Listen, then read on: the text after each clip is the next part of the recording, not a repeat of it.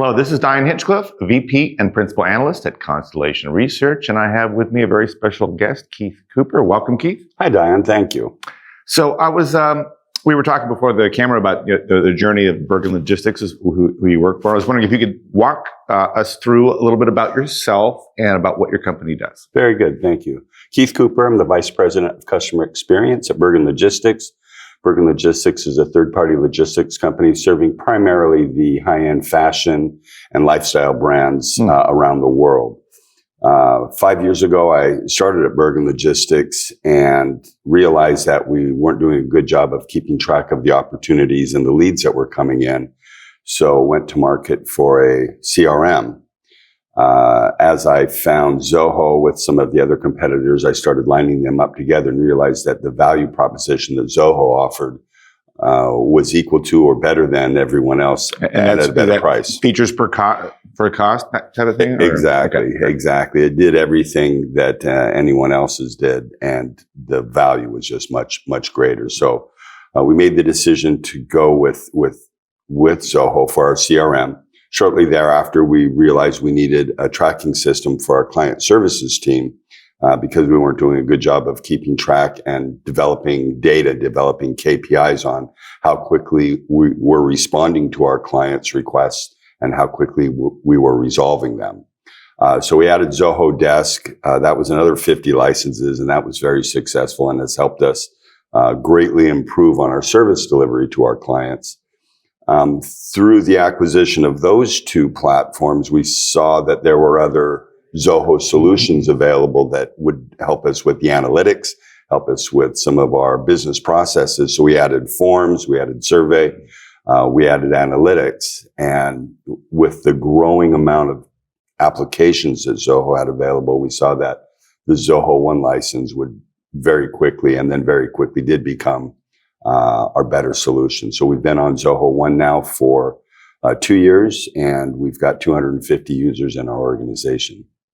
Interesting. So the business situation was you had leads coming into the organization. They weren't being tracked consistently, and you really sought a solution to make that easier. And then over time, you ended up growing the suite of applications to handle more of the customer journey. Is that right? Yeah, that's exactly correct. So Keith, can you walk us through the beginning of the journey with the CRM product, customer relationship management? Most people are familiar with the tools, but how was the Zoho onboarding experience?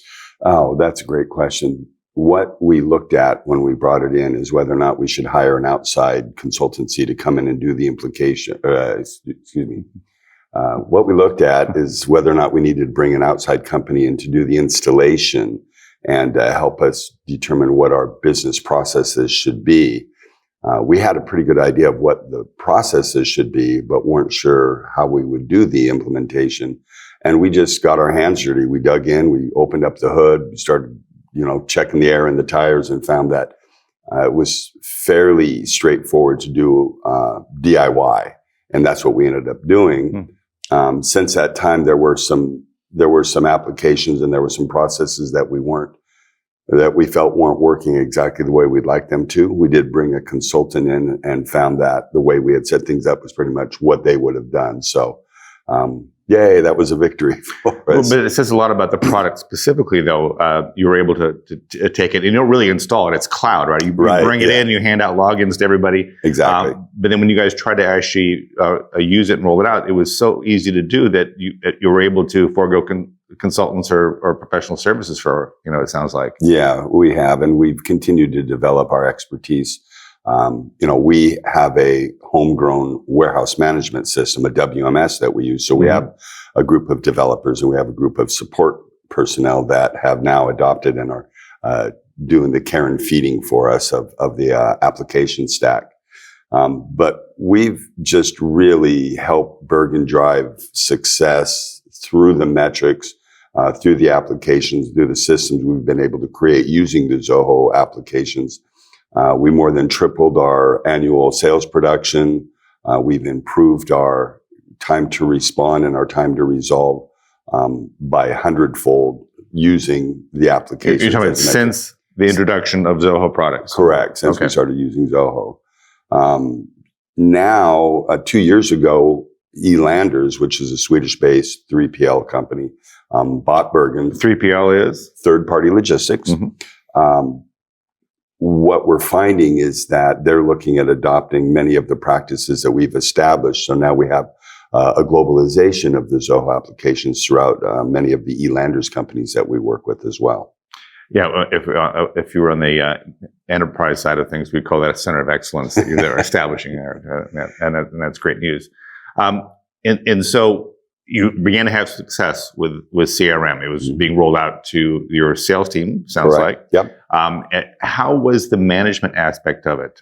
It sounds like at some point you decided you needed analytics on top of that to get a handle on what was flowing through the CRM system. What was the journey there? Right.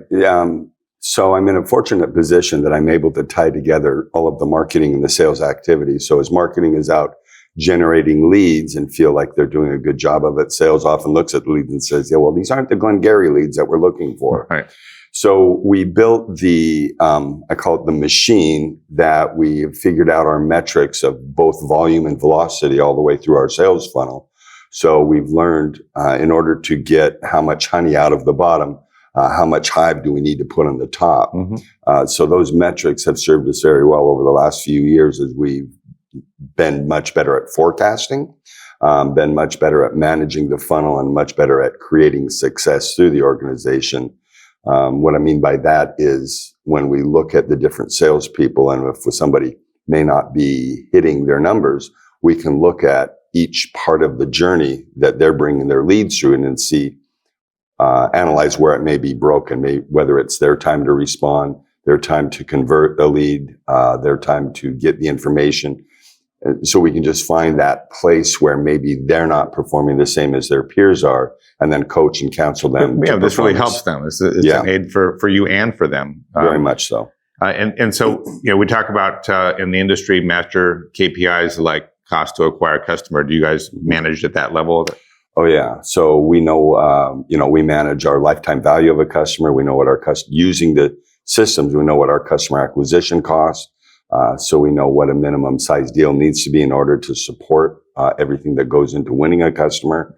We know what our profitability is, so we can figure out pretty quickly what's the value proposition going to be for a client and what we bring. Bergen Logistics is not the lowest cost provider in our space, so we have to make sure that we're helping our clients understand the value proposition. So by managing the sales process through the CRM, we're able to do that.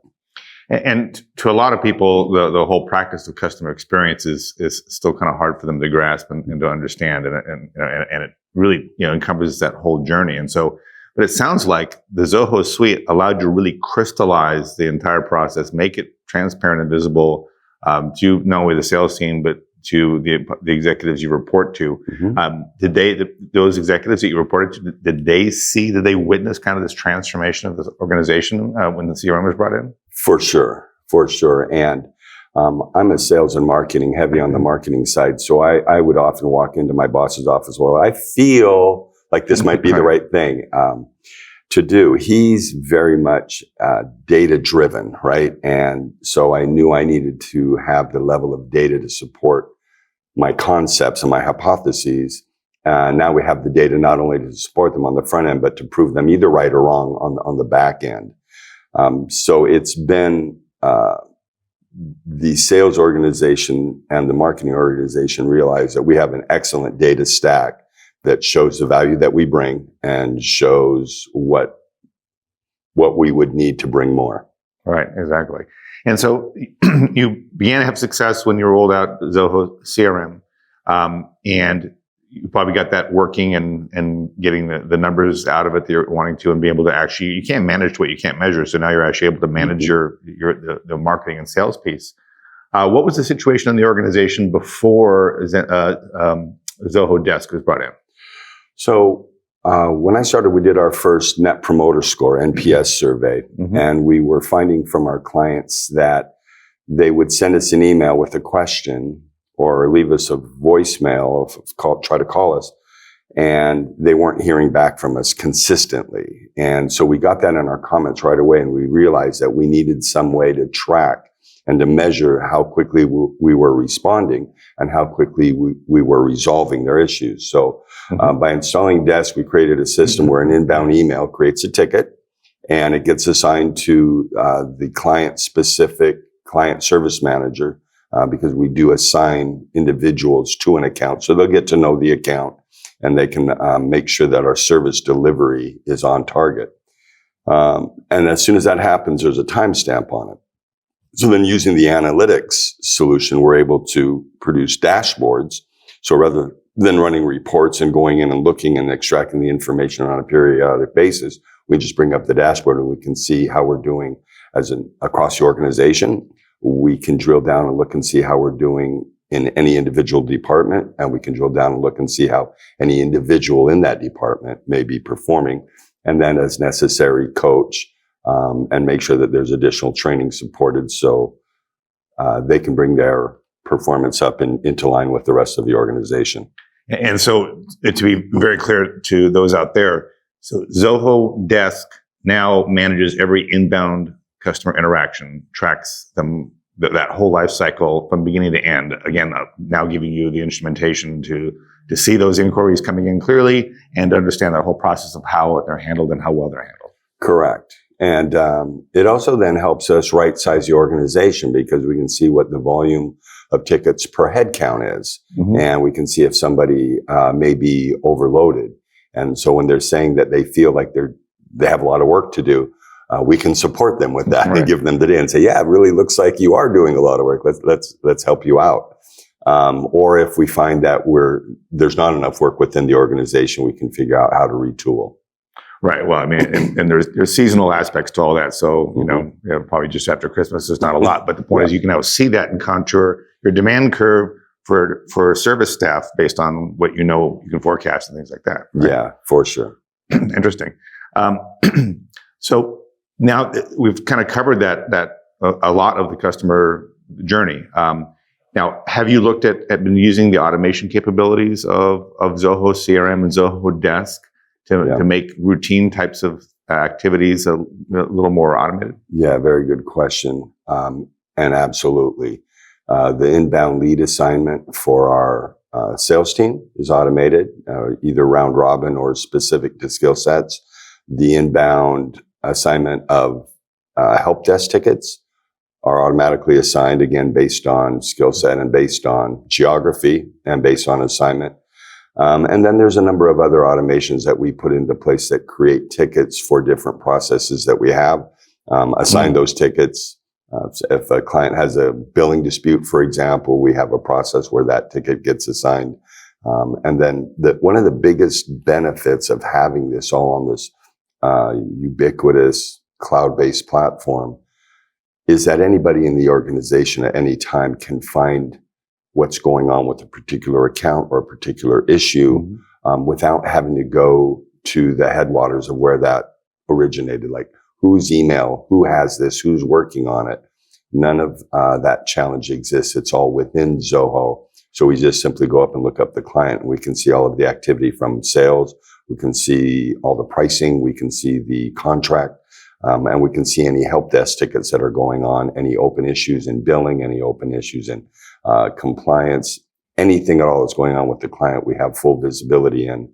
And then we also, as I said, build dashboards around that so we can see how our performance is real time in any one of these operational areas. And so it sounds like having one place where most of your customer experience data is. So one set of accounts, one set of users and permissions around that, so that they can only access certain amounts of information safely, and then allowing them to do that across most of the customer journey. It kind of justifies why a platform-based approach to customer experience really makes sense. Yeah, and that was challenging at the beginning of the journey with Zoho, because this is a spend that we're currently not making. So this is going to need to really have a strong ROI.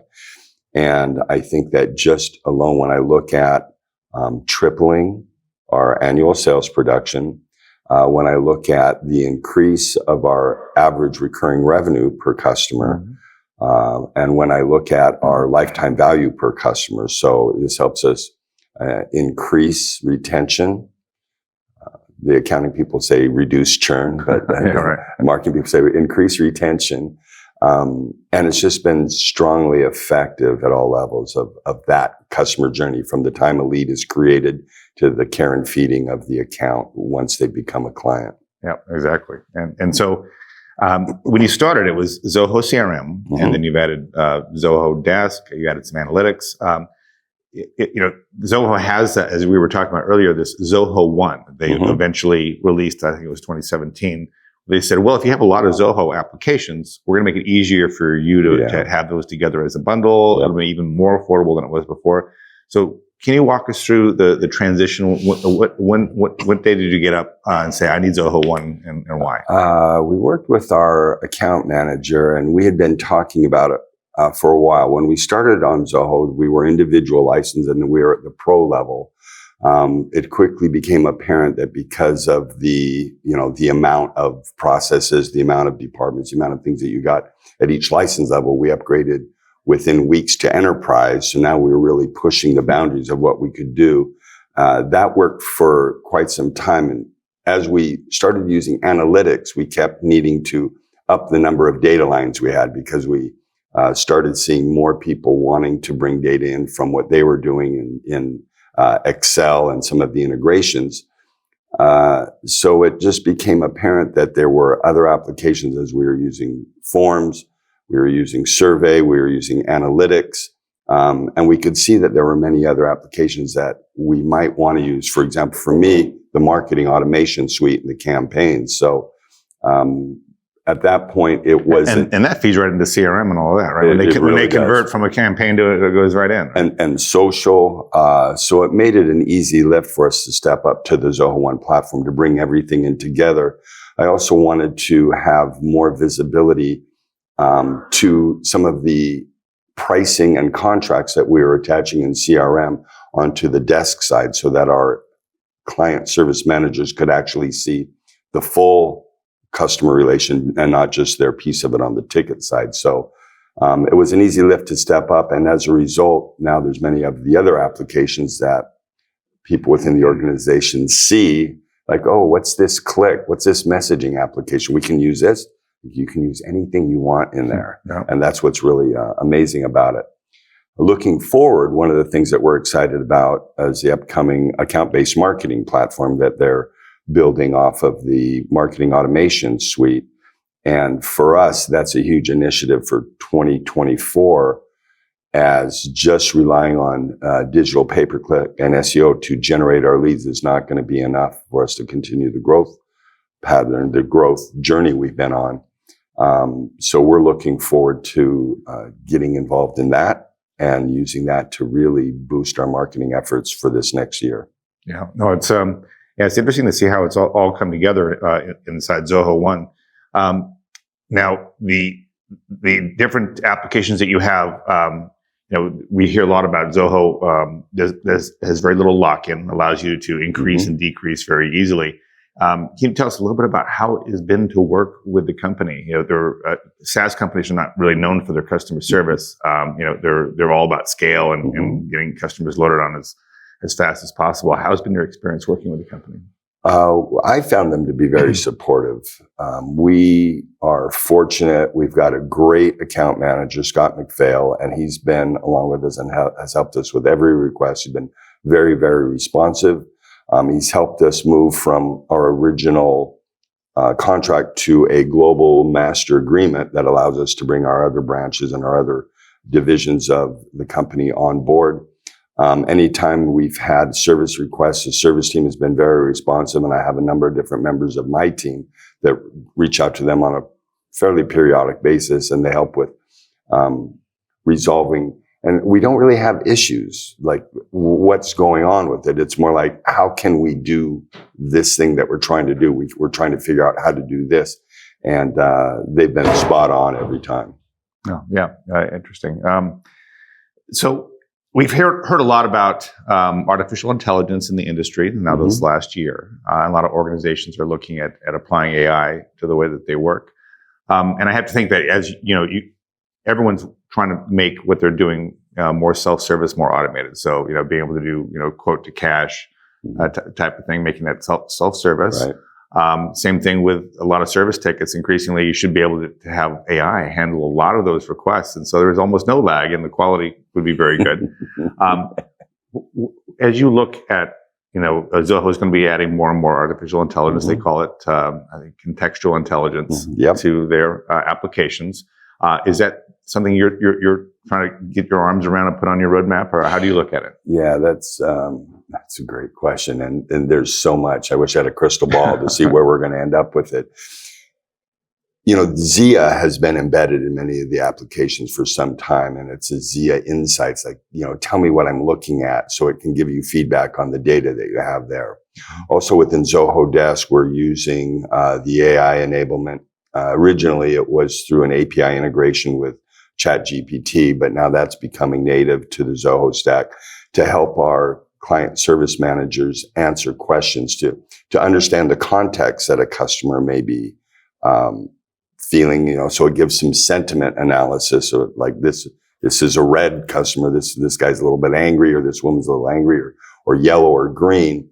And then also using it to help suggest how to answer the email. So, we've always known editing is easier than writing. So it'll come and it'll give them a block of text that they can then look at and make personalized and give it the correct context.